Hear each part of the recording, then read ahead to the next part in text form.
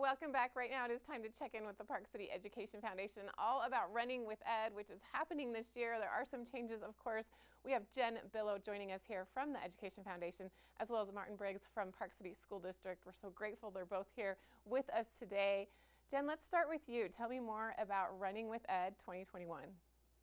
Yes, we're so excited to be able to host it this year. You might remember last year we had to cancel it, and that was so disappointing, heartbreaking. It was kind of at the beginning of all the cancellations, so we weren't even sure if it was the right thing to do, and it ended up being the right thing to do. So we're super excited this year.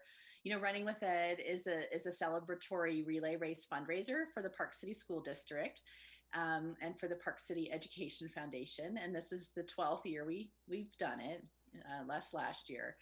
And it is a huge fundraiser for the Park City Education Foundation. It typically raises $250,000, which is a huge amount of money and much needed for the over 1 million in programs we provide to the school district to help all our students reach their academic and lifelong potential.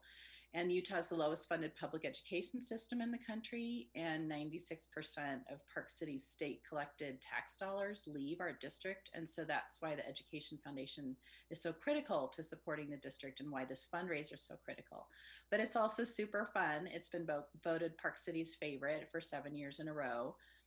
Typically we have a giant start and finish at the Basin Rec Field House with all 1,500 runners. And we didn't want to do that this year. We couldn't do it. So we're super excited. We're going to have 6 staggered starts across 6 of the 7 schools in the Park City School District.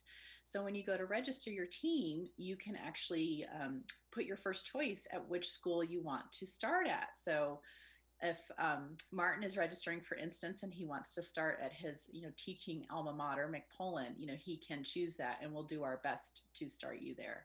It is shorter. It's 21 miles for 2021. We are just running through the 6 schools, so not taking our detours up to the UOP or the Park City Mountain Resort parking lot this year. Trying to keep it focused and fun. And of course, we still encourage costumes and getting out there with your family, your pod, your bubble, and fresh air.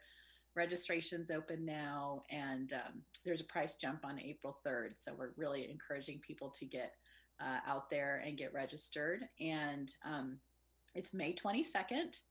And you can go to runningwithed.com to see the new course, which we're super excited about, and all the details. And Jen, what type of feedback have you gotten from individuals that have already registered or are planning to participate in the race this year? Do you think you will see more people because they're so excited that it's back after the hiatus last year, or are people still a little hesitant to sign up for a race? That is a great question. And the feedback we've heard so far, of course, we're in the early stages of opening, but we're seeing great registration numbers. I will say the teachers have been the first ones to register, which is so gratifying. And I know Martin will talk about more why they do that. But I think what we've seen this last year is that people are willing to do things outside that they feel are safe. So, people have been skiing, they've been out there running, and we will make sure each start and finish is very safe. So everyone will be required to wear a face covering at each start and finish. Will be social distancing. We figure the numbers will be when at each start, there'll be maybe 10 to 15 people at a time. So we'll be pretty spaced out. We're supplying a Running with Ed buff this year to put up over your face rather than the t-shirt. So we're excited about that. So the feedback has been great. And our sponsor partners, especially like Switchback Sports and Skis on the Run, which are in the outdoor business, they have had banner years, and they're just telling all of us, that people, they want to get outside and do something. And especially because you can do it, just with your family or your bubble or pod.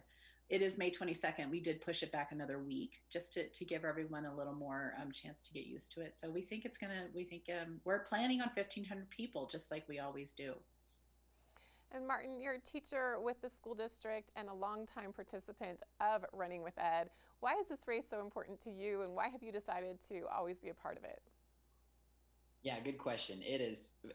So I'm a runner, of course, and I love the race. It's been fun. We have this this people don't tell you, but it's this unofficial rivalry across the schools of who has like the best costumes, who finishes fastest, who can get the most participants from our families and whatnot. And yeah, it's just been super fun.